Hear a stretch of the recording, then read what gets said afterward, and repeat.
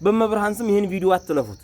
ላይክ አድርጉት፣ ኮሜንት ሳትጽፉልኝ እንዳታልፉ፣ ሐሳብና አስተያየታችሁን ሳትሰጡኝ እንዳታልፉ። ቪዲዮ እየታየልኝ ስላልሆነ እባካችሁ የሆነ ነገር ብላችሁኝ ለፉ። በዛ ልክ ራሴን ሬዲ አድርጌ አዘጋጅቼ እንዲመጣ እርዱኝ።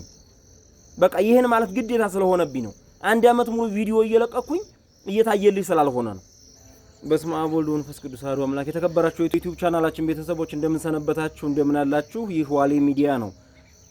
ዛሬ ወደ እናንተ የመጣሁበት ጉዳይ በጣም አስፈላጊ ጉዳይ ነው። ምን አይነት ቪዲዮ ለስራ፣ ምን አይነት ኮንተንቶችን ላርግላችሁ ማለት አንድ ጊዜ ቪዲዮ ፕሮዳክሽን ሰርታችሁ ሰው ካላየው ትንሽ ይከብዳል። አሁን በተለይ እንደኔ ወጣትን የሚመለከት ቪዲዮዎችን እየሰራሁ ጸሎትን የሚመለከት መንፈሳዊነትና ፍቅርን የሚመለከት ቪዲዮዎችን እየሰራሁ ያለው ነኝ። ወንድማችሁ ነኝ እንደምታውቁትና ቪዲዮዎችን እየሰራሁ ነገር ግን እይታ ያገኘልኝ አይደለም። እንግዲህ ወደ አመት እየተጠጋኝ ነው ቪዲዮ መስራት ከጀመርኩኝ፣ ግን ምንም አይነት እይታ የለውም። እንደው በጣም እይታ ካለ ከ3500 ወይም 3000 ነው። ለዛውም አንድ ቪዲዮ ነው የታየልኝ።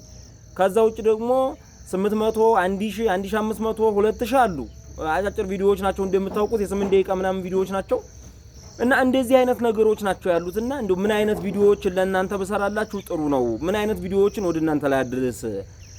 እንደው አሁን በዚህ ዘመን በዚህ ሰዓት ጥሩ ነው ብዬ ነው ይዤ የመጣሁት ኮንተንቱን። በተለይ መዝሙረ ዳዊትን እንዲጸልይ ሰው ማድረግ ወይም ስለ መዝሙረ ዳዊት በቂ የሆነ ዕውቀት እንዲኖረን ማድረግ፣ መዝሙረ ዳዊት ለምን ይጠቅማል፣ ምን ነገሮች በውስጡ የተካተቱበት ናቸው የሚለውን ይዤ ይሄው መዝሙር 45 ደርሻለሁ። ባለፈው መዝሙር 44 ነው ያለቀቁት። አሁን መዝሙር 45 ደረጃ ነኝ ያለሁትና ምን አይነት ይሄ እነዚህ ቪዲዮዎች ራሱ እየታዩልኝ አይደለም። ለምንድን ነው እንዲህ አይነት ሁኔታዎች እየተከሰቱ ያሉት? ዩቲዩብ እንኳን ጋይድ ፈለኩኝ፣ የኤአይ ጥያቄዎችን ጠየቁ፣ ኤአይ መለሰልኝ። መዝሙረ ዳዊት ጥሩ ነው ባጭሩ እያራክላቸው ምናምን እና ያለኝ ግን ምንም አይነት እይታ እያገኘልኝ አይደለም። ለምሳሌ ትላንትና በጣም እንትን ብዬ ስለነበረ ውስጤ ላይ ወደ 20 ምናምን ሰው ሲያየው ቪዲዮዬን ተውኩት። በቃ ትናንት ወዲያ ያለውን ማለት ነው። ከዛ ተውኩት፣ ትናንትና ሳለቀ ቀረሁ ማለት ነው። አንዳንድ ጊዜ ቪዲዮ እየሰራችሁ እየለፋችሁ እየወጣችሁ እየወረዳችሁ ቪዲዮ አይታይላችሁ ሲል በጣም ያስቸግራል። እና እኔ አሁን የገነባሁት ብዬ የማስበው ወደ 2700 ምናምን ፎሎወር አለኝ። የገነባሁት ብዬ የማስበው በመዝሙረ ዳዊት ነው ወይም በቅዱሳን ታሪክ ነው። አለፈ ከተባለ ፍቅርን የሚመለከቱ ጉዳዮች ነው ወደ እናንተ ማድረሰው። ፍቅር ሲባል ምንድነው? እኔ ዓለማዊ ፍቅር አይደለም የምመለከው ማለት ላይፍ ለመቅጨት ምናምን አይነት ፍቅሮችን አይደለም ወደ እናንተ ማድረሰው። ስለ መጠናናት ሲባል ምንድነው? ሰውየው ምን አይነት ሰው ነው፣ ሴትዮዋ ምን አይነት ሰው ናት፣ ሃይማኖቱ ምንድነው፣ አመለካከቱን አስተሳሰቡ ምንድነው የሚሉትን እንዴት አድርገን ሰዎችን ማወቅ እንችላለን፣ መለየት እንችላለን። እንደገና ደግሞ በፍቅር ጉዳይ አብሮ በፍቅር ጸንቶ ለመኖር ምን ማድረግ አለብን? ቃል ኪዳንን ለመጠበቅ ምን ማድረግ አለብን? እንዴት ነው በመልካም ጓደኝነት መካከል የሚገቡ መሰናክሎችን ወይም ፈተናዎችን መከላከል ማራቅ የምንችለው እንዴት ነው? እነዚህን የሚመለከቱ በመዝሙረ ዳዊት የዳዊትን ሕይወት የተላበሱ መዝሙረ ዳዊት በመዘለያችን ምን ጥቅም እናገኛለን የሚሉ እነዚህን ነገሮች የሚያካትቱ ነገሮች ነው። በቅዱሳን ታሪክ የቅዱሳንን ታሪክ በእኛ ሕይወት ውስጥ ምን ይመስላል፣ እኛ ከዚህ ታሪክ ምን እንማራለን የሚሉት ነው ወደ እናንተ እያደረስኩላችሁ ያለሁት እስካሁን ድረስ ማለት ነው። ጥቅምት አካባቢ ነው ቪዲዮ መልቀቅ የጀመርኩት እና አሁን ግን እየተገነዘብኩት የመጣሁት ነገር ምንድነው? በቃ የምለቀው ቪዲዮ መታየት እየቻለ አይደለምና በቃ ይሄ ኮንተንት ምን አይነት ኮንተንት ነው? ለትውልድ ማሰብ፣ ለመንፈሳዊነት ማሰብ፣ ለቤተ ክርስቲያን አስቦ ቪዲዮ መልቀቅ አዋጭ አይደለም ወይ? እኔ አሁን አላማዬ ወጣቱ ነው። አላማዬ ህፃናት ናቸው። ምክንያቱም ወጣቱ ከተስተካከለ ህፃናት ይስተካከላሉ። ወጣቱ የሚሄድበት መንገድ ትክክል ስለሚመስላቸው ነው ህፃናቶቹም የሚሄዱት። አንዳንድ ሰዎች የሪአክሽን ቪዲዮ ባላስፈላጊው ሰዓትም ብሎ ባገኘው ሰዓት ሁሉ የሪአክሽን ቪዲዮ ዝም ብሎ ከዛም ሰብስቦ ቀልዱንም ጨዋታውንም አምጥቶ እኮ 200 ሺህ 300 ሺህ 500 ሺህ 600 ሺህ ሊታይለት ይችላል እኮ በ24 ሰዓት ውስጥ እኮ ከ150 ሺህ 200 ሺህ ይታይላቸዋል። ጨዋታና ቀልድ አድርገው ማለት ነው። እንደው እንዲያ ጨዋታና ቀልድ አድርገን አብረን መጠፋፋት ይሻላል ወይ? እስኪ እናንተ ምን ትላላችሁ? ሐሳብና አስተያየታችሁን እንዲሰጡኝ ነው የምፈልገው። ነው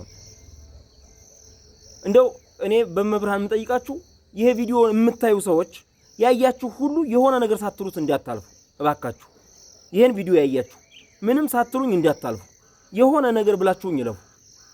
ምክንያቱም እኔ እናንተ የምትደሰቱበትን እግዚአብሔር የሚደሰትበትን ወጣቱን ልቡን መያዝ የምንችልበትን መቆጣጠር የምንችልበትን ነው እየሰራ ያለው። ተመልሼ ወደ ዓለማዊ ኮንተንቶች መግባት ነው እኔ።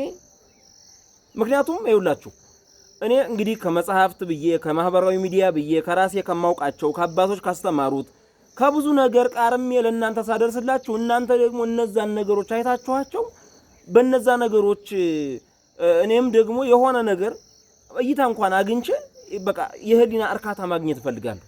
ይሄን ያክል ሰው አየው ብዬ መርካት እፈልጋለሁ። እስካሁን ቪዲዮ ሰለቅ አጫጭር ቪዲዮዎች ሰለቅ ብዙ ግኝታ እይታ የሚያገኝልኝ ቲክቶክ እና ፌስቡክ ላይ ነው እና ለምንድን ነው እንደዚህ የሚሆነው? ዩቲዩብ ላይ ግን 200 300 400 1000 ምናምን በቃ 1000 ራሱ የሚገቡት በጣም የተመረጡ ቪዲዮዎች ናቸው።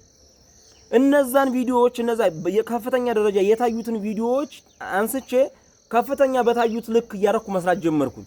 ግን እይታ ያን ያክል አይደለም አሁንም እየሄደ ያለው እና ምንድነው ማድረግ ያለብኝ እኔ አሁን ማለት እናንተ የምትወዱትን ንገሩኝና እናንተ በምትወዱት ኮንተንት ልምጣ። እናንተ የምትወዱትን ነገር ንገሩኝና በዛ ልክ ልምጣ። በተለይ መንፈሳውያን የሆናችሁ ወንድም እህቶች አውቃለሁ እንዲህ አይነት ለየት ያለ ቪዲዮ ለየት ያለ ኮንተንት ነው ያያስኩት። በተለይ ስለ ፍቅር አሁን መንፈሳውያን ሰዎች ነው ስለ ፍቅር መናገር አይደፍሩም። የቤተ ክርስቲያን አባቶች ነው ጠለቅ ብለው ስለ ፍቅር መናገር አይደፍሩም። ስለ ወጣትነት መናገር አይደፍሩም። ብዙዎቹ የዝም ብሎ ፋላ ወጣት የሚያነሳቸው ሐሳቦች ዝም ብሎ ያልበሰለ ወጣት ሯጭ ወጣት የሚያነሳቸው ሐሳቦች ነው የሚመስሉት። እኔ አሁን በዚህ በትዳር እየኖርኩኝ ግን ከኋላ ያሉት ወንድም እህቶቼ ምንድነው ሊያገኛቸው የሚችለው የሚለው ነው እያሰብኩ ያለሁት። ለዛ ነው የምለቀው እና ለምንድን ነው ቪዲዮ የማይታየው?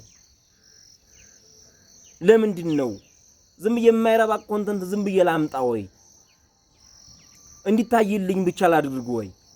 እኔ እኮ ትንሽ ሰው ሲያየው 200 300 ሰው ሲያየው ከ300 ሰው 3 ሰው ይችን ነገር ቢይዛት ብዬ ነው። ከ300 ሰው 3 ሰው ከያዛት 3 ሰው ማዳን ቀላል አይደለም። ከ500 ሰው 5 ሰው 4 ሰው ከ1000 ሰው 6 ሰው 7 ሰው ያችን ነገር የተናገርኳትን ነገር ወደ ውስጡ ካስገባት በጣም ትልቅ ነገር ነው ብዬ ስለማስብ ነው። እና ለዛ ነው ማለት የተጽናናው ያለሁት እንጂ እይታ ያገኘ አይደለም። ለምንድን ነው ስንት ሚሊዮን ኦርቶዶክስ ነው ያለው? ዩቲዩብስ የከፈታ ስንት 100 ሺህ ኦርቶዶክስ ነው ያለው? ወደ ሚሊዮን ሳይጠጋም ዩቲዩብ ሲመለከት የሚውለው በየቢሮው በየቤቱ ሆኖ በተለያየ ሁኔታው ሲከታተል የሚውለው ስንት ሰው ነው? እማገኘው ስንት ሰው ነው? የኔን የሚያየው ግን ስንት ሰው ነው? ማለት የምትሰሩት ስራ አሁን የወለዱለትን ሲሰሙለት ይባላል። እውነት ለመናገር ማለት ነው። የሰራችሁት ስራ እይታ ሲያገኝ እንዴት ደስ ይላል። እየተበረታታችሁ ከፍ ያለ ነገር ለመስራት ታገላላችሁ። እኔ ግን አሁን ዞሮ አይታይ እያልኩኝ ደካማ ነው የሆንኩት። አይታይ እያልኩኝ አነስ ያሉ ነገሮችን ነው እየለቀኩ ያለሁትና እስኪ እንደው ምን ትላላችሁ በዚህ ዙሪያ? ሐሳብና አስተያየታችሁን አስቀምጡልኝ። እንደው እዚህ ጋር ብታስተካክለው እዚህ ጋር እንደ ወንድምነት ይሄን እመክርሃለሁ፣ እንደ ወንድምነት ይሄን እልሃለሁ እምትሉኝ ካለ እሰየው እቀበላለሁኝ። ያን ነገር ለማድረግ ዝግጁ ነኝ። እስኪ ንገሩኝ ምን ላይ ነው ችግሩ? እዚህ ቦታ በሉ ጠቁሙኝ። በዛ ቦታ በዛ ልክ ሆኜ ቪዲዮ ለሰራላችሁና ላድርስላችሁና በዚህ አጭር ቪዲዮ በቃ ተስፋ የሚሰጥ ነገር የሆነ ማለት እናንተ የምትፈልጉትን ነገር በዚህ ቢሆን በሉኝና በዛ ደረጃ ተነስቼ እናንተን ወደ ሆነ ደረጃ የሚያደርስ እኔንም ደግሞ የሚያረካ ነገር ፖስት ላድርግ። እናንተ በማየት እኔ ደግሞ በፖስት በማድረግ ስታዩልኝ በመደሰት አብረን እንቀጥልና ይሄን ለማለት ነው የምፈልገውና በዚህ ደረጃ እንድትረዱት ነው። እንደው ባካችሁ ደግሜ የምለው ኮሜንት ሳታረጉ አትለፉ። ያያችሁ ሰዎች ሁሉ የሆነ ኮሜንት ጻፉልኝ። በቃ ደግሞ ላይክ አድርጉትና ይሄን ለማለት ነው። እግዚአብሔር ያክብርልኝ። አመሰግናለሁ። ሐሳብና አስተያየታችሁን ግን በደንብ እጠብቃለሁ።